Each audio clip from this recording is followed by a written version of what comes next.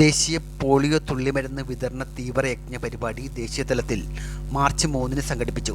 ഇതിന്റെ ഭാഗമായി മരട് നഗരസഭാ പ്രദേശത്ത് 5 വയസ്സിന് താഴെയുള്ള എല്ലാ കുട്ടികൾക്കും പോളിയോ തുള്ളിമരുന്ന് നൽകുന്ന പരിപാടി വിവിധ കേന്ദ്രങ്ങളിൽ നടന്നു. നഗരസഭാതല ഉദ്ഘാടനം നെട്ടൂർ കുടുംബാരോഗ്യ കേന്ദ്രത്തിൽ നഗരസഭാ ചെയർമാൻ ശ്രീ ആന്റണി ആച്ചാമ്പ്രമ്പിൽ നിർവഹിച്ചു.